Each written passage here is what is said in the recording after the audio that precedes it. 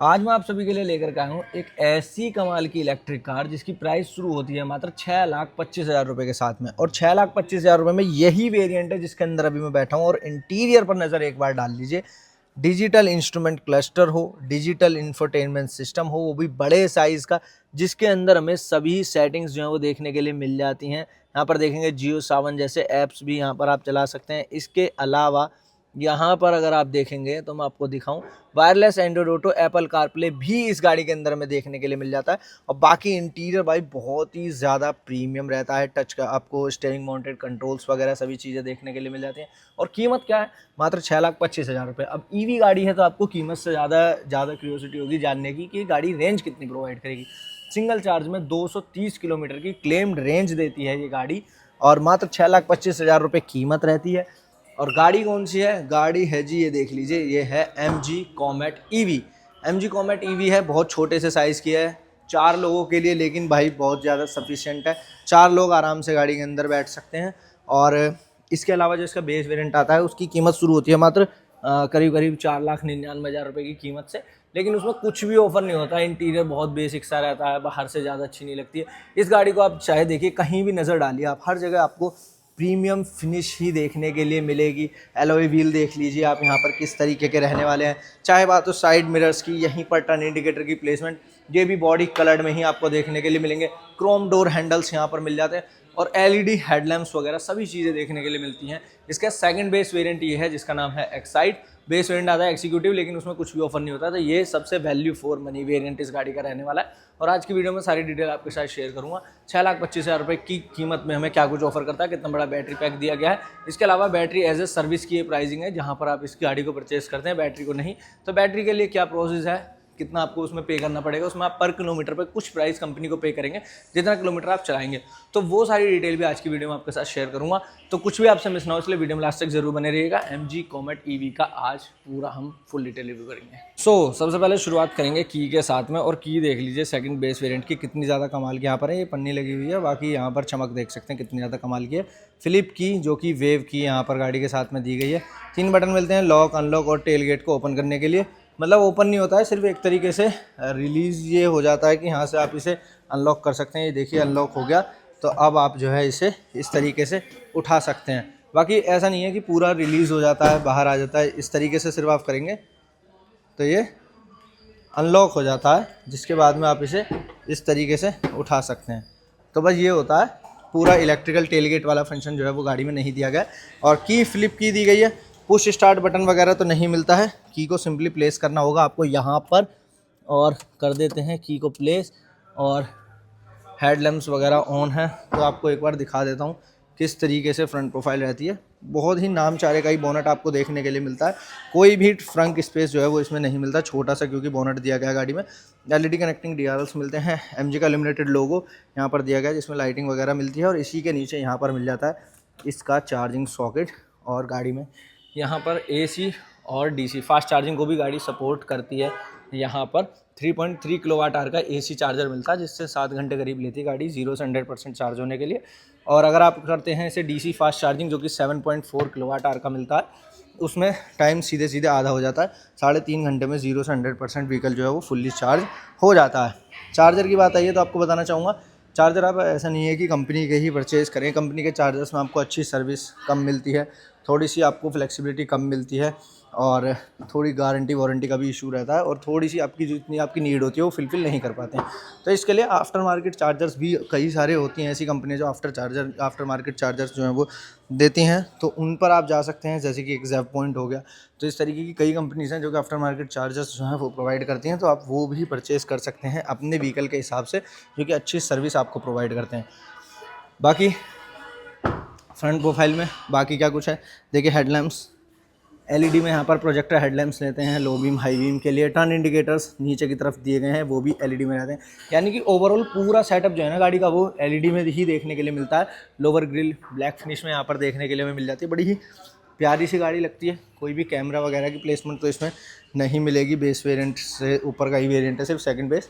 Side profile गाड़ी की ये कुछ रहती है, अच्छी खासी लेंथ रहती है। देखिए गाड़ी सिर्फ 3 डोर रहती है, यानी दोनों साइड में डोर दिए गए हैं, और रियर टेल गेट वाला डोर हो गया, यही डोर्स मिलते हैं। तो लेकिन ऐसा नहीं है कोई दिक्कत होती, क्योंकि ये आप डोर देखिए, डोर का साइज़ जो है फ्रंट डोर का वो कितना ज़्यादा बढ़ा दिया गया है, जिसकी वजह से सेकंड रो में जाने के लिए बहुत ही ज़्यादा आसानी होती है।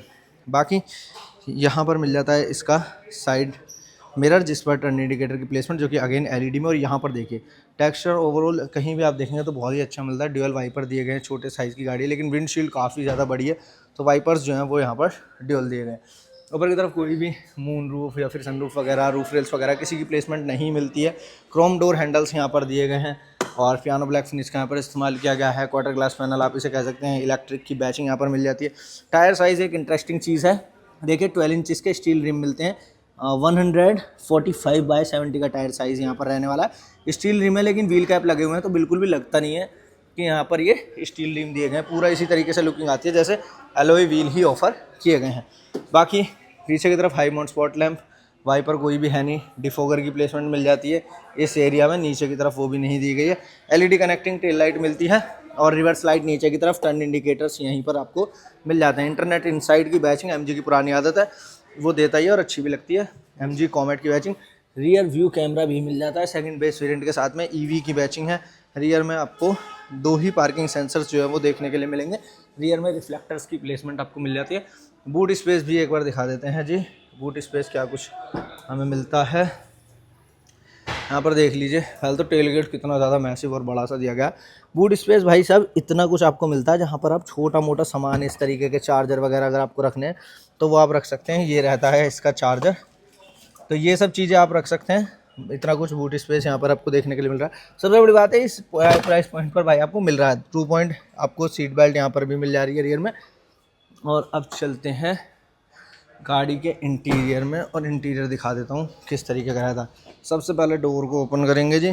डोर पर फिनिश देख लीजिए, फैब्रिक का इस्तेमाल यहाँ पर किया गया है। यहाँ पर हार्ड प्लास्टिक है लेकिन फिट एंड फिनिश देखिए और क्वालिटी देखिए कि हार्ड प्लास्टिक है लेकिन इतनी ज़्यादा लो क्वालिटी की नहीं है। हार्ड प्लास्टिक भी बहुत ही अच्छी क्वालिटी की है। थोड़ा बहुत स्पेस यहाँ पर मिल जाता है टिकट्स वगैरह रखने के लिए। नीचे बोतल होल्डर और पूरा यहाँ पर मैगजीन होल्डर टाइप का स्पेस बनाया गया, बहुत ही अच्छा लगता है। क्रोम डोर हैंडल्स यहाँ पर दिए गए। स्पीकर्स की प्लेसमेंट और ट्विटर की प्लेसमेंट मिल जाती है गाड़ी में। ड्राइविंग सीट अच्छी कुशनिंग फैब्रिक के साथ में। सीट बेल्ट के लिए भी यहाँ पर आप देखेंगे ना तो इस तरीके से सीट बेल्ट इसमें आप लगा सकते हैं इस तरीके से। तो सीट बेल्ट होल्डर जो है ना वो भी सीट में मिलता है। और इसकी फिनिश चेकआउट कीजिए अब कितनी ज़्यादा प्यारी सी फिनिश रहती है। और हेडरेस्ट जो है वो अटैच रहते हैं, एडजस्टेबल यहाँ पर नहीं रहते हैं। सीट को भी एडजस्ट करने के लिए मैनुअल ही मिलती है, यहाँ से इस तरीके से आप एडजस्ट करेंगे। तो अभी प्रॉपर सीट जो है वो आगे हो गई है ड्राइवर सीट। और अब मैं इसे टम्बल करता हूँ, ये देखिए इतना कुछ स्पेस है जो कि सेकंड रो में जाने के लिए भाई बहुत ज़्यादा इनफ स्पेस यहाँ पर दिया गया है। सीट अभी एक ही मैं ऊपर कर पाऊँगा, थोड़ा सा सामान पीछे आया हुआ है तो उसे साइड में एडजस्ट करके तब मैं आपको दिखाता हूँ। ये थोड़ा सा सामान जो है इसे एडजस्ट कर देते हैं यहाँ पर, सीट को कर देते हैं पूरा पीछे। और अब दिखा देता हूँ सेकंड रो में स्पेस। देखिए सेकंड रो में इतना कुछ स्पेस जो है वो हमें देखने के लिए मिलता है। इस तरीके से 3 सीटर की तरह भी यूज़ कर सकते हैं आप।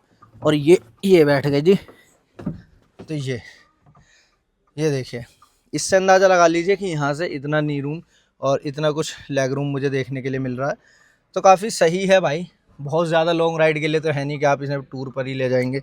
230 किलोमीटर की रेंज मिलती है तो उसी हिसाब से 100-200 किलोमीटर चलने के लिए गाड़ी इनफ है। काफ़ी अच्छा स्पेस जो है वो हमें देखने के लिए मिल रहा है। कोई भी सफोकेशन नहीं होती है क्योंकि हेडरूम जो है वो अच्छा मिल जाता है। हाइट गाड़ी की अच्छी है तो इस वजह से।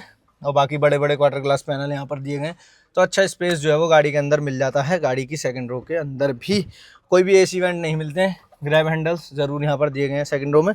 अब आ जाते हैं ड्राइवर रो में और दिखा देते हैं। सो व्हीकल के इंटीरियर में आ जाते हैं और यहाँ पर देख लीजिए जी क्या कुछ गाड़ी के इंटीरियर में दिया गया। इंटीरियर देखिए पहले भाई कितना ज़्यादा प्रीमियम सा फील होता है ना गाड़ी के अंदर आती। सेकंड बेस मॉडल है ये। गाड़ी का पता भी नहीं चलता कि भाई ये बेस मॉडल है। इतना कमाल का जो है ना गाड़ी का इंटीरियर वो ओवरऑल हमें देखने के लिए मिलता है। Infotainment system, instrument cluster, steering mounted controls और की भी देखो कितनी ज़्यादा प्रीमियम सी यहाँ पर रहती है भाई साहब। बिल्कुल भी नहीं लगता है। डायल वगैरह दिया गया, बताओ यहाँ पर कितना प्यारा लगता है भाई। तो प्राइस कंपनी लेती है ना तो भाई चीज़ भी देती है, तो इसी चीज़ के पैसे हैं भाई। यहाँ पर देख लीजिए सबसे पहले स्टीयरिंग व्हील भाई साहब पूरा राउंड शेप में स्टीयरिंग व्हील। और क्या तो भाई फिनिश यहाँ पर इस्तेमाल की गई है एकदम प्रीमियम सी फिनिश यहाँ पर देखने के लिए मिलती है। स्टीयरिंग माउंटेड कंट्रोल्स यहाँ पर मिल जाते हैं, वॉल्यूम वगैरह मल्टीमीडिया से जुड़े, और यहाँ पर इसके इंस्ट्रूमेंट क्लस्टर से जुड़े हुए कंट्रोल्स यहाँ पर देखने के लिए हमें मिल जाते हैं। ये देख रहे हैं ना। बाकी ये देख लो भाई, कितने बड़े साइज़ का यहाँ पर अराउंड 10.25 इंचज़ का इंस्ट्रूमेंट क्लस्टर देखने के लिए मिल रहा है, जिसमें क्या कुछ शो करता है। देखिए यहाँ पर ओडोमीटर, रेंज और बैटरी वगैरह, 1 kilometre per hour speed, digitally neutral mode में भी है। यहाँ पर देखिए लाइट और पावर, किलोवाट वगैरह रीडिंग वगैरह दिखाएगा कितनी पावर कंज्यूम हो रही है, और बाकी मोड यहाँ पर शो करता है, इको मोड में भी है। और इस तरीके से मैं बटन को प्रेस करूँगा तो ये दूसरा डाटा आ जाता है, ट्रिप, ये देख रहे हैं ना। बाकी सभी वार्निंग लाइट्स ऊपर की तरफ हमें देखने के लिए मिल जाती है। बाकी मोड को चेंज करने के लिए देखिए बटन मिलता है यहाँ पर, ये वाला बटन जो दिया गया है ये रहता है मोड के लिए। इसे मैं प्रेस करूँगा और यहाँ पर आप देखिए, ये मैंने प्रेस किया, नॉर्मल, स्पोर्ट्स और वापस से इको नॉर्मल स्पोर्ट्स, ये 3 मोड हमें देखने के लिए इसमें मिल जाते हैं। इसके अलावा इंफोटेनमेंट सिस्टम काफ़ी बड़े साइज़ का यहाँ पर दिया गया है। Android auto, Apple CarPlay, time वगैरह यहाँ पर शो करता है, FM वगैरह, म्यूज़िक, बैटरी और रेंज वगैरह यहाँ पर शो कर देता है। देखिए अभी कितनी है, 188 किलोमीटर की रेंज अभी दिखा रहा है, 94% बैटरी चार्ज है। यहाँ से कंट्रोल मिल जाते हैं जी, इसके AC के सारे कंट्रोल्स दिए गए हैं। AC को मैं अभी कर देता हूँ भाई थोड़ा सा ऑन, थोड़ी सी गर्मी लग रही थी। बाकी ठीक है ना, ये सब हो गया। और यहाँ पर बाकी के आपको इसमें मिल जाते हैं व्हीकल सेटिंग में, जो भी आपको करना है। फॉलो मी हेडलैम्प्स हो गए, हेडलैम्प्स की सेटिंग, स्टीयरिंग व्हील के कंट्रोल्स वगैरह, वाइपर वगैरह, और ट्रिप रीसेट वगैरह करनी है तो वो आप यहाँ से करेंगे। टाइम वगैरह शो करता है, ब्लूटूथ और जियो सावन, ये सभी चीज़ें जो है हमें देखने के लिए यहाँ पर मिल जाती हैं। डैशबोर्ड देख लो भाई, डैशबोर्ड काफ़ी ज़्यादा बड़े साइज़ का मिलता है। विंडसर EV में भी, MG कॉमेट में भी, सभी में बड़े साइज़ का जो है डैशबोर्ड देखने के लिए मिलता है हमें। कुछ भी सामान है वो आसानी से रख सकते हो। कप होल्डर्स MG विंडसर में भी मिलते हैं इसी तरीके से, यहाँ भी हमें देखने के लिए मिल रहे हैं। फैब्रिक का इस्तेमाल यहाँ पर भी मिल रहा है। नीचे की तरफ थोड़ा बहुत स्पेस भी देखने के लिए मिल रहा है। AC वेंट, क्या तो प्यारी प्यारी फिनिश में यार AC वेंट्स जो हैं वो देखने के लिए मिल रहे हैं। डैशबोर्ड पर भी देखेंगे यहाँ कितना प्यारा सा जो है प्यारी फिनिश का इस्तेमाल किया गया है। यहाँ पर अलग तरीके की फिनिश है, ये देख रहे हैं ना, छोटी छोटी जगह पर अलग अलग एलिमेंट्स का इस्तेमाल। पीछे देखेंगे तो यहाँ फैब्रिक है, यहाँ पियानो थोड़ी सी वाइट फिनिश है, यहाँ सिल्वर फिनिश है। तो ये होता है कि मटेरियल जो है ना, चॉइस ऑफ मटेरियल कितनी ज़्यादा कमाल की MG की है। यहाँ पर देखिए सिल्वर फिनिश, तो यही छोटी छोटी जगह प्रीमियमनेस झलकती है गाड़ी की। स्टीयरिंग व्हील पर भी अगर आप देखेंगे यहाँ अलग फिनिश दी गई है, यहाँ पर अलग है, नीचे अलग है, यहाँ अलग है, यहाँ पर अलग है। तो ये बहुत ही अच्छी चीज़ है कि भाई MG है ना छोटी छोटी चीज़ों पर ध्यान देता है। बाकी यहाँ पर देखेंगे AC के कंट्रोल्स हैं, AC ऑन ऑफ करना है, यहाँ पर इसका मोड वगैरह, फ़ैन की स्पीड ये हो गई, ये फ़ैन की स्पीड एडजस्ट करने के लिए, ये AC का मोड एडजस्ट करने के लिए, और ये AC। बाकी ये मोड सिलेक्टर हो ही गया, मैंने आपको बता ही दिया। और ड्राइव में डालने के लिए जी यहाँ पर मिलता है एक नॉब, जहाँ से आप इसे न्यूट्रल, रिवर्स, ड्राइव में डालेंगे और चार्जिंग पर लगाते वक्त चार्जिंग में डालेंगे। इस तरीके से मैनुअल हैंड ब्रेक मिलता है। हैंड ब्रेक पर भी फिनिश देख लीजिए, बटन की अलग फिनिश है और पूरे डोर हैंडल इसकी अलग फिनिश है। यहाँ पर अलग तरीके की फिनिश का इस्तेमाल किया गया। तो भाई यही है कि बहुत अच्छी अच्छी फिनिश जो है ना, और बहुत एकदम मतलब गाड़ी के अंदर बैठती एकदम प्रीमियम, सबसे छोटी गाड़ी है MG की है, फिर भी गाड़ी के अंदर बैठती एकदम प्रीमियम फिनिश जो है ना वो दिखती है। यहाँ पर देखेंगे तो विंडो के कंट्रोल जो है वो दिए गए हैं, और इस तरीके से सिंगल टच डाउन यहाँ पर विंडो मिल जाती हैं, वो भी ड्राइवर ही नहीं पैसेंजर भी। ये देख लीजिए कि 1 टच डाउन के साथ में मिलती हैं, 1 टच अप के साथ में, अप एक्चुअली नहीं हो रही है, लेकिन 1 टच डाउन के साथ में आपको ज़रूर यहाँ पर ये मिलने वाली है। फिर आता है पूरा इंटीरियर, डे नाइट वाले IRVM मिलते हैं, जिसमें आपको मैनुअल मिलता है। यहाँ पर हज़ार्ड के लिए स्विच ऊपर की तरफ दिया गया है। कैबिन लाइट इस तरीके से LED में यहाँ पर रहने वाली है। टिकट होल्डर यहाँ पर मिल जाता है। वैनिटी मिरर भी दिया गया है। लाइटिंग वगैरह कोई भी यहाँ पर नहीं देखने के लिए मिलती है, लेकिन वैनिटी मिरर ड्राइवर और पैसेंजर दोनों साइड में ज़रूर से हमें देखने के लिए मिलता है। ग्रैब हैंडल ड्राइवर के लिए नहीं है, पैसेंजर के लिए वहाँ पर ज़रूर दिया गया है। यहाँ पर कंट्रोल मिल जाते हैं साइड मिरर को एडजस्ट करने के लिए। इलेक्ट्रिकल एडजस्टमेंट आपको मिलती है साइड मिरर की, यहाँ से आप इसे एडजस्ट कर सकते हैं। ये बटन हेडलाइट की लेबलिंग वो भी आप यहीं से करेंगे। और बाकी क्या कुछ है, बाकी सारी चीज़ें मैंने आपको दिखाई दी हैं, बता ही दी हैं। बाकी ब्रेक और एक्सेलरेशन 2 ही पैडल यहाँ पर देखने के लिए मिलते हैं। अच्छा म्यूज़िक सिस्टम मिलता है। तो ये कुछ भाई ओवरऑल गाड़ी का इंटीरियर यहाँ पर रहने वाला है। अब देखिए बात कर लेते हैं गाड़ी के वेरिएंट और प्राइसिंग के बारे में। वेरिएंट जैसे कि मैंने बताया इसका सेकंड बेस वेरिएंट है, जिसकी कीमत जो है 6,25,000 रुपये कॉस्ट करती है। लेकिन ये जो कीमत है ये सिर्फ गाड़ी की कीमत रहती है, बैटरी की नहीं रहती है। इसमें क्या है, सिर्फ आप गाड़ी को बाय करते हैं, बैटरी को जो है रेंट पर लेते हैं, बैटरी एज ए सर्विस के तौर पर, जिसमें आपको पर किलोमीटर पर 2.5 रुपये कंपनी को देने होंगे। जितना भी आप किलोमीटर चलाते हैं साल में 2 साल में, तो उस हिसाब से कंपनी को आपको 2.5 रुपये पर किलोमीटर पे करने होंगे।